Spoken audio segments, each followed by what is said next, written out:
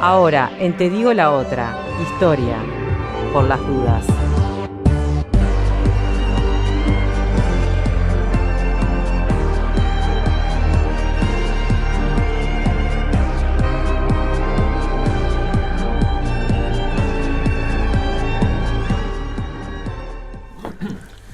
Hablaremos en los próximos minutos la madre de todas las crisis.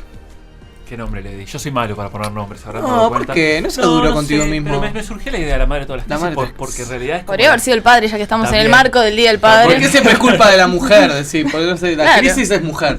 Lo estoy corrigiendo. Bien. No, pero me parecía que... Te estás deconstruyendo. Estoy claro, desde el lenguaje. Hoy vamos a hablar de uno de los hechos tal vez más traumáticos que hemos vivido los uruguayos como sociedad desde el retorno de la democracia, por lo menos. No me quiero ir mucho más atrás porque hemos tenido hechos traumáticos. Y estoy haciendo obviamente referencia a la crisis económica del año 2002. Esta crisis es una especie de mojón, un punto de referencia, un punto de partida, del cual nosotros ubicamos muchos acontecimientos anteriores y posteriores a esta crisis, y de ella sobreviven hoy, tal vez como pocos acontecimientos, recuerdos individuales, familiares y colectivos, que de alguna manera se han convertido en una especie de memorias compartidas por todos los uruguayos que nos quedamos y también por los que se fueron, donde la crisis del 2002 supuso un cambio abrupto para su vida. Entonces, por definición, la crisis del 2002 fue un hecho traumático en la historia más reciente del Uruguay. Llamativamente o no, ¿sí? Se ha escrito para el gran público, por lo menos, relativamente poco sobre este acontecimiento, si tomamos en cuenta la importancia que revistió. El año pasado se volvió a editar el libro Con los días contados del periodista Claudio Paulillo, que viene a ser de alguna manera lo más llamativo, lo más conocido sobre esto, y ni siquiera es bien sobre la crisis, sino cómo de alguna manera reaccionó el gobierno de Valle a este episodio. Desde la ciencia política, desde la sociología, se han escrito cosas, pero no mucho. Es un fenómeno todavía no muy estudiado. Puede ser llamativo. Por un tema de tiempo, lo que voy a hacer, voy a dividir la columna en dos. La primera parte, que es la que vamos a ver hoy, que va a ser más que nada el aspecto económico de la crisis, porque fue una crisis económica financiera, y en una segunda columna, a futuro, vamos a ver cómo reaccionó el escenario político partidario, porque ahí realmente parece que va a tomar sustancia en la segunda columna esta crisis. Bueno, vamos a comenzar, ¿les parece esta primera parte? ¿Sí? Bueno, voy a intentar con ustedes hacer un ejercicio muy simple, que es un ejercicio mental, y de alguna manera los quiero trasladar 16 años atrás, a ese año 2002. ¡Qué hambre que tengo, por favor! Sonaban en ese momento en nuestras radios dos bandas musicales que disfrutaban de gran popularidad. Por un lado, con una mezcla joven de rock y punk, teníamos a Trotsky y Vengarán, que había ganado el premio Graffiti del 2002 y el 2003, ¿sí? Y con una fusión de plena y candombe sonaba Bola 8.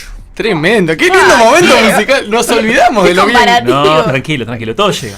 Bueno, ya sabemos que en el verano, ya estamos en el 2002, ¿no? Lideraba Verge desde Concierto Punta, ¿sí? Y en el programa más escuchado en la tarde era Malos Pensamientos, que a partir de ese año tenía una sesión nueva llamada Operación Retorno.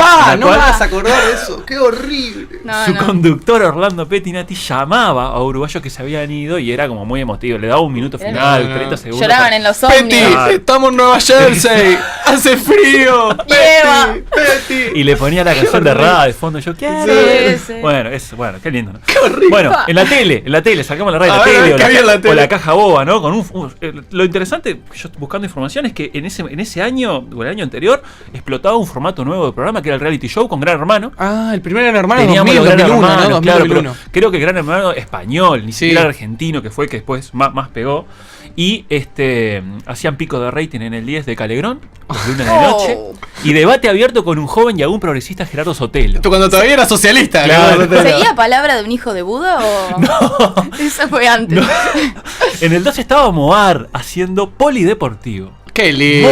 Moar, ¿no? Qué buenos momentos. En materia de tecnología... Pasaban la Fórmula 1 en el 4 de mañana. Claro, Lindo. es verdad. Fútbol español, fútbol italiano. Te la pasaban un día después. Deporte total. Un día después la Fórmula 1 te la pasaba. Vos sí. no te tenías que enterar de que no había En el ganado. 12 estaba la cabalgata deportiva Gillette todavía. ¿Qué? No me dio para tanto, ¿no? En materia de tecnología se promocionaba el Movicom como la principal, así como el tema de la tecnología que hacía clic y ahí te daba un estatus. Y en el Rey, el Deporte Rey, ¿no? En la dirección técnica de Víctor Cabezazo al Aire de Púa, la selección uruguaya en ese 2002 quedó afuera del Mundial. Corea-Japón, luego de perder 1-0 con Dinamarca. Luego de perder el cabezazo de Cheque, que todos hicimos. 2-1 con Dinamarca. 2-1 estuvo el gol de Darío.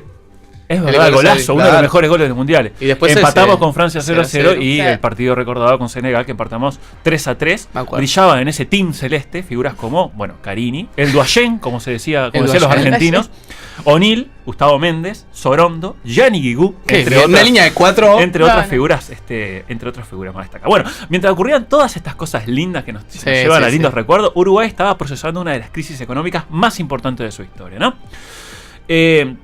Si nuestra condición de país pequeño es una variable a considerar cuando intentamos explicar sucesos locales de distinta índole, cuando hablamos de economía, la variable exterior, ¿sí?, se vuelve fundamental para intentar comprender la evolución principalmente de las variables macroeconómicas. Estoy hablando de la inflación, la deuda pública, el desempleo, el tipo de cambio, todo eso tenemos que considerar los aspectos del exterior, la influencia de fenómenos del exterior en el desempeño de esas variables, ¿no? Y esto fue aún más influyente en un contexto de predominio de políticas neoliberales, ¿no? En un contexto de políticas aperturistas y liberalizadoras en materia de comercio e inversión extranjera, la variable exterior era aún más fuerte. La pregunta que deberíamos hacernos en un comienzo sería, bueno, ¿qué sucesos económicos del exterior anunciaron un panorama de crisis en nuestro país? Y así, ¿qué pasaba afuera que de alguna manera ambientó ese escenario de crisis? Y básicamente tenemos que mencionar tres acontecimientos que de forma sucesiva se fueron dando y que anunciaban un escenario de incertidumbre económica. El primero fue el llamado efecto tequila, que ocurrió en México en 1994. Bueno, un escenario de conflicto político muy propio de México y un importante déficit en las cuentas corrientes llevaron a una corrida bancaria, la primera, ¿sí?, y una fuerte devaluación del peso mexicano. ¿Qué pasó? Esta devaluación, pero más que nada el escenario de incertidumbre, que en economía es muy importante, ¿no?, generó un impacto en todos los países considerados economías emergentes. Y uno de los que más sufrió este efecto en la región fue la Argentina, donde también hubo una corrida bancaria y se acompañó de una caída del producto. Caída del producto en Argentina, corrida bancaria en Argentina, eso repercutió en Uruguay vía comercio exterior. Segundo acontecimiento, la crisis financiera de los países asiáticos en 1997, ¿no? Ante un escenario de enorme deuda externa en 1997, Tailandia va a devaluar su moneda. Y esta medida va de alguna manera a provocar un efecto contagio en varios países asiáticos, ¿sí?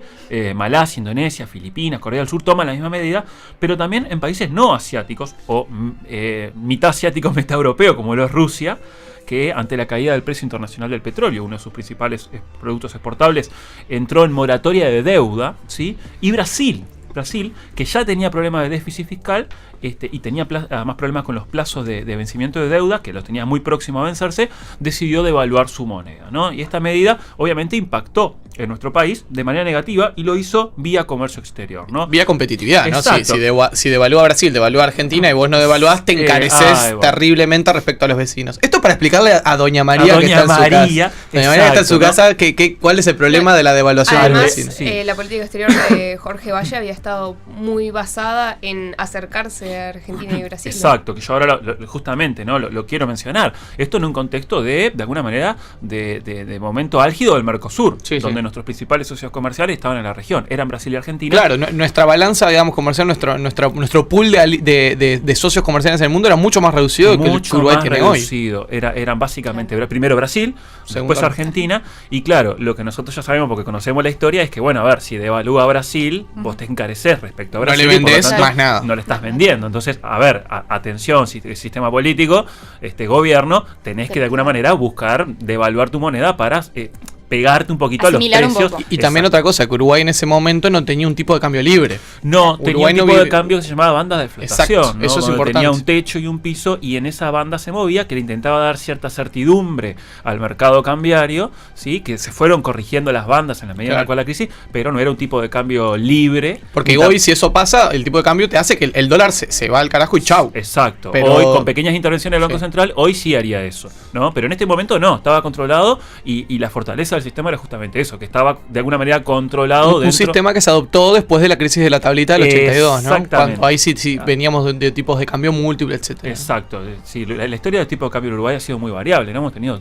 creo que casi todos los tipos de A cambio quien le posibles. interese que lea a Luis Berto la historia Exacto. económica del Uruguay. Exacto. Yo no lo leí, solo No, lo toco de pero oído, es una buena referencia, ¿no?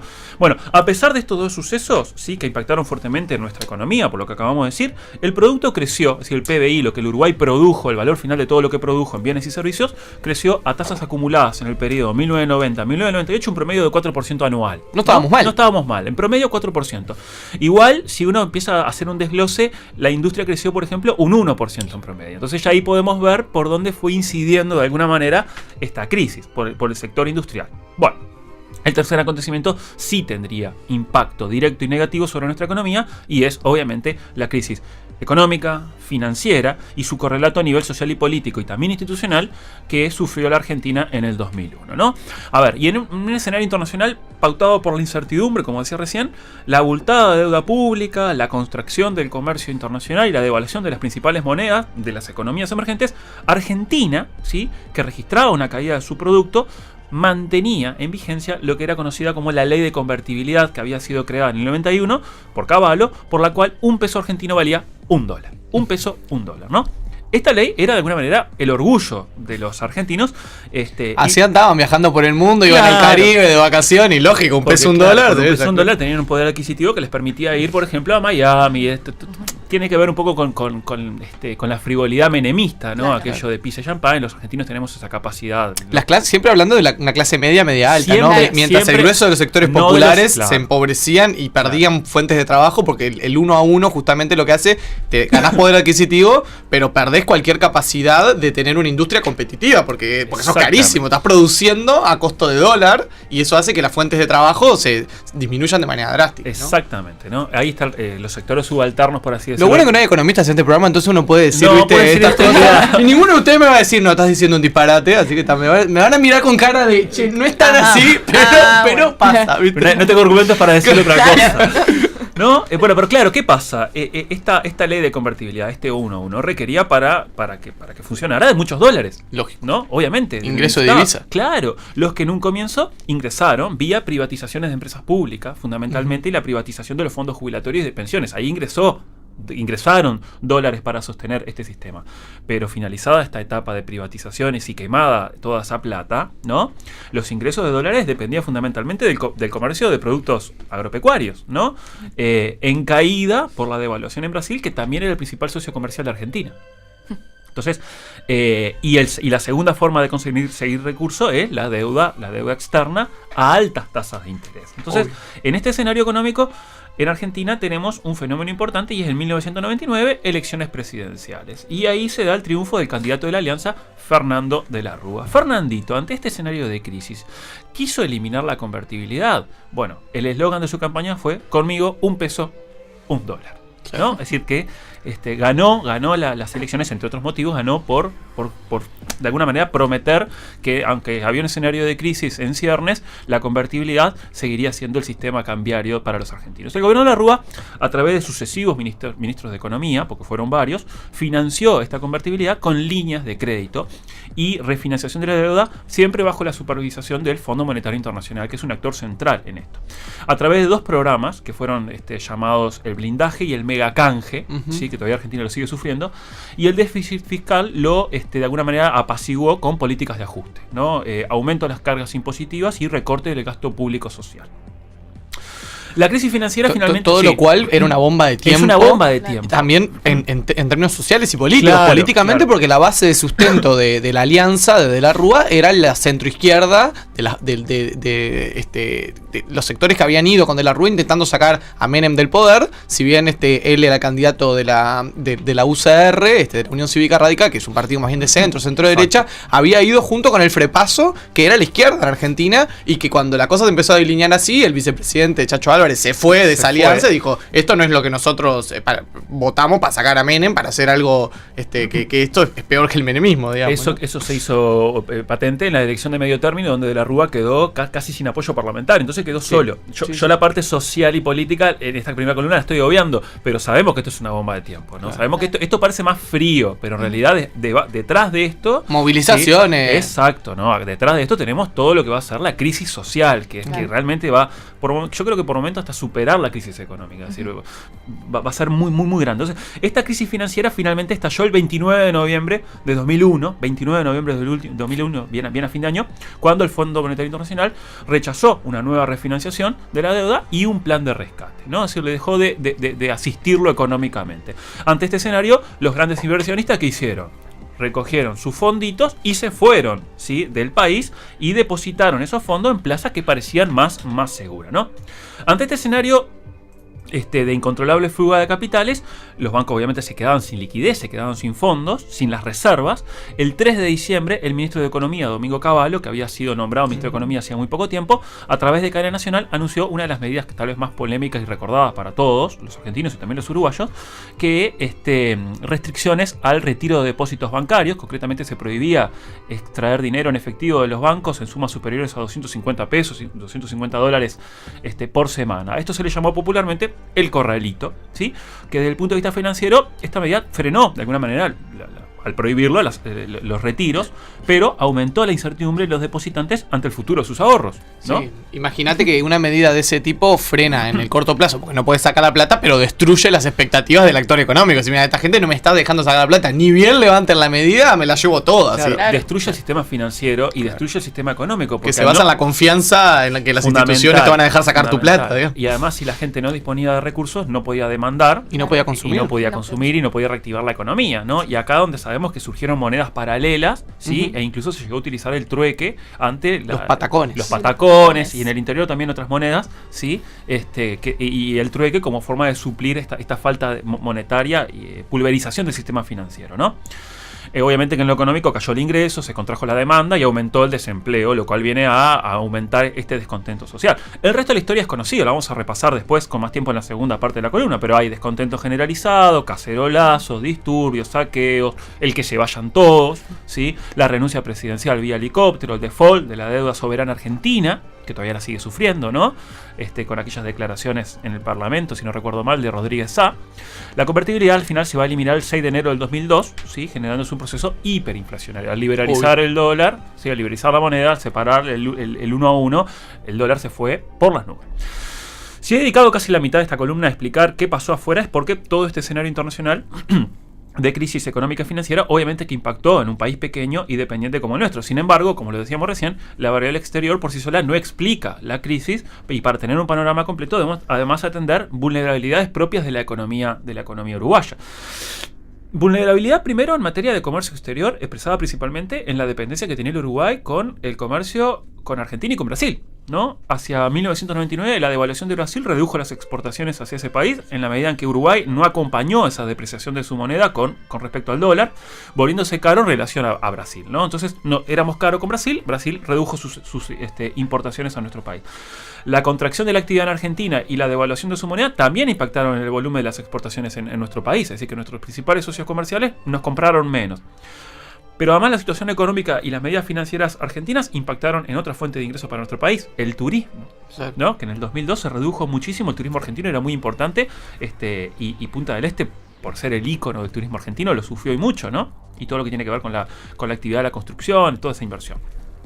Pero también se redujeron las ventas a otros destinos, y no solamente por la contracción de la demanda, sino fundamentalmente por un hecho fortuito o no fortuito.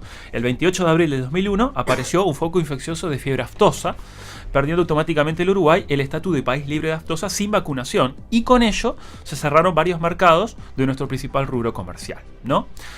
Resultado de todo este escenario, caída de las exportaciones, caída de la actividad, aumento del desempleo, que ya venía desde tiempo antes, contracción de la demanda, aumento del déficit fiscal, al caer la recaudación y mantenerse relativamente constante el gasto público. Es decir, me caen los ingresos, pero mis gastos a nivel de Estado se mantienen relativamente constantes. Esa es la primera vulnerabilidad, que es más que nada comercial. La segunda comercial, y ahí tiene que ver también el tipo de cambio, ¿no? La segunda vulnerabilidad, en un contexto regional de crisis, el alto nivel de depósitos en el sistema financiero local de no residentes, ¿sí? Claro. Insisto, esto en un escenario de crisis. En un escenario de no crisis, obviamente que cuanto más depósitos hayan, bajo ciertas garantías, mejor. Pero en un escenario de crisis que los argentinos, sabemos que optaban por poner sus dólares en la plaza uruguaya debido a la seguridad, más que nada a la solvencia que garantizaba el respaldo del Banco Central y el régimen de facilidades que ofrecían para abrir cuentas, ¿sí? Hacía que muchos argentinos depositaran sus dólares en bancos nacionales. En cifras, en el año 2001 el sistema bancario había ganado 13.631 millones de dólares en depósitos, 13.600 millones, principalmente de no residentes, mientras que las reservas del Banco Central se habían incrementado en casi 3.000 millones de dólares. Es decir, En el 2001 no habían señales de problemas en ese sentido. De manera paradójica, ¿no? En la segunda mitad del año 2001, la crisis financiera argentina aumentó los depósitos en Uruguay. Si los argentinos retiraban a Argentina, si los trajeron al Uruguay, ¿no? Entonces, de alguna manera, la crisis en Argentina repercutió positivamente en un comienzo en nuestro país. Pero las restricciones impuestas en Argentina, el corralito argentino, ¿sí? ¿Qué hizo? Que la falta de liquidez que ello generó obligó a muchos argentinos a retirar su dinero. La que habían puesto acá. Exactamente, ¿no? Entonces, a partir de enero del 2002 comienza el retiro en masa de los depósitos de los argentinos, y ya para mediados de 2002, ¿sí? Para junio, julio, los depósitos en moneda extranjera habían bajado a 7.398 millones, es decir, la mitad, exactamente la mitad. ¿Sí? Entonces, comenzaba a partir de ese momento, ¿sí? La crisis financiera en nuestro país. ¿Por qué? Bueno, la corrida sobre los depósitos en el sistema financiero determinó la reducción de depósitos que los bancos comerciales mantenían en el Banco Central. Es decir, todos los bancos comerciales, una parte de los depósitos que reciben, tienen que enviarlo al Banco Central, y a eso se le llama encaje, ¿no? No pueden prestar el 100% de lo que se les deposita, sino que tienen que guardar una parte en el Banco Central. Entonces, la reducción de los depósitos hizo que el Banco Central, de alguna manera, saliera a auxiliar a estas instituciones financieras para poder cumplir con sus obligaciones. La pérdida de reservas no pudo ser compensada con fondos provenientes de nueva deuda. El Uruguay no se pudo endeudar. ¿Por qué? Porque la caída de la actividad y el aumento del déficit fiscal colocaban al Uruguay en una situación de riesgo en cuanto al pago en fecha de sus deudas. Es decir, las calificadoras de riesgo empezaron a entender que la deuda uruguaya, ¿sí? No era una deuda segura. Claro, exactamente, que era una deuda que superaba ampliamente el PBI, por lo tanto no había una capacidad, una garantía de que existiera capacidad de poder pagarla. Al bajar de alguna manera la calificación o mejor dicho, al aumentar la calificación de riesgo de la deuda uruguaya, el crédito se redujo, y el poco crédito que había era a tasas altas de interés. Por lo tanto, cuanto más necesitaba el gobierno obtener recursos para solventar el retiro masivo de depósitos bancarios, más imposibilitado estaba de alguna manera, de contraer deuda pública. Y para cumplir con el objetivo de restaurar el nivel de reservas del Banco Central y disponer de fondos para atender los vencimientos de la deuda, la única opción correspondía nuevamente a la asistencia del Fondo Monetario Internacional, con el cual se firmaron varias cartas de intención.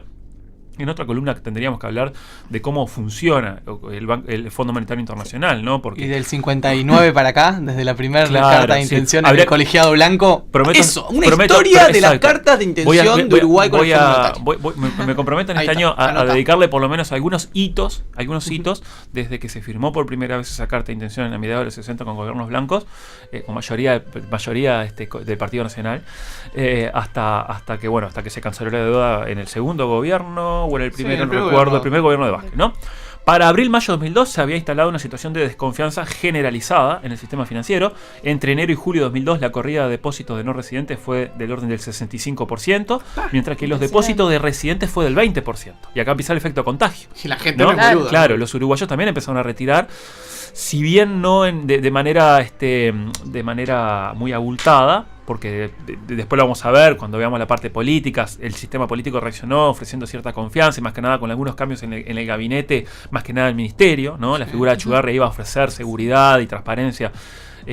Pero bueno, un 20% de los depósitos en un escenario de retiro de depósitos de los no residentes bastante complejo. Y en este escenario el Banco Central continuó brindando asistencia financiera a los bancos privados, ¿no? Es decir, la primera medida del gobierno de Valle fue brindar asistencia, es decir, apoyar a los bancos privados para que no pierdan solvencia, para que no se vuelvan insolventes. Eso, y que después se le va a criticar mucho, ¿no? Principalmente al Banco Comercial, que después vamos a tener que hablar de él, ¿sí? Porque el Banco Comercial y más que nada sus dueños tuvieron una acción ahí ilegal. El Banco de la Caja Obrera, el Banco Montevideo, el Banco de Crédito, muchas de estas instituciones desaparecidas, con la excepción del Banco Galicia, que no fue ayudado porque era de capitales extranjeros. Manéjense. Claro, bueno, esto es solamente para los uruguayos. Que lo salven los Pero bueno, ¿cuánto tiempo podía seguir asistiendo el Banco Central a los bancos privados sin reducir peligrosamente sus reservas? Porque sacaba de sus reservas. Sin tomar deuda. Claro. ¿Cómo obtener recursos fiscales cuando había caído la actividad y el crédito se había reducido debido al aumento del riesgo país? ¿Cómo operar una devaluación del peso uruguayo, que ya era necesaria para ganar competitividad, sin que ello generara una espiral inflacionaria en un contexto de desempleo y del salario real? Bueno, estos fueron los dilemas que de alguna manera tuvo que enfrentar Jorge Valle y su equipo económico en el gobierno. Las decisiones que tomaron, sí, y los resultados no lo vamos a analizar hoy, obviamente, sí lo haremos en la próxima columna, en la que abordaremos retrospectivamente la crisis desde la política. Porque si algo nos dejó esta experiencia de 2002 es que la crisis económica se superó porque al final triunfó la política.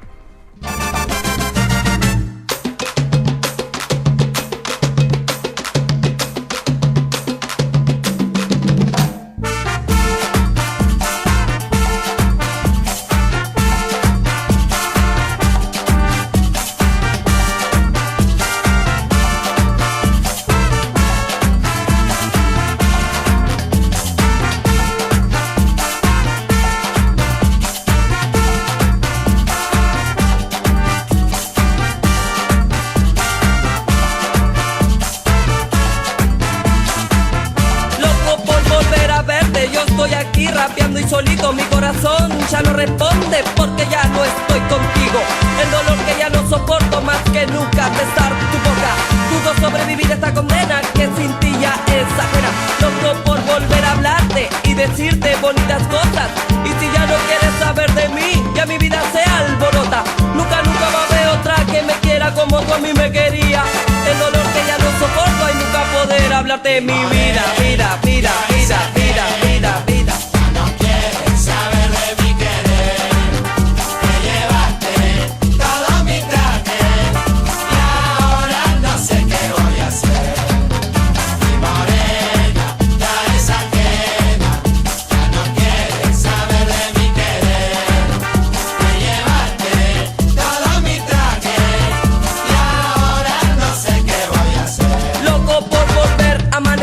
Mi chula, mi negra, mi peladita de novela. ¿Qué pela me diste cuando te fuiste? Te llevaste todo, ni traje dejaste mi corazón partido, abandonado en el olvido. ¿Qué pasó con mis 5 hijos que me prometiste? Loco por volver a verte, hasta fui donde tú vivías. Tu mamá dijo que te vas a casar y a mí nunca volverías. Se remedio pasa herida, no quiero porque ella es la mía.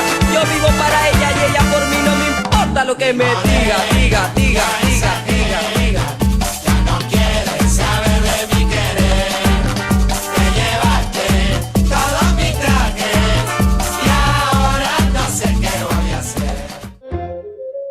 Te digo la otra en las redes. Búscanos en Facebook y Twitter.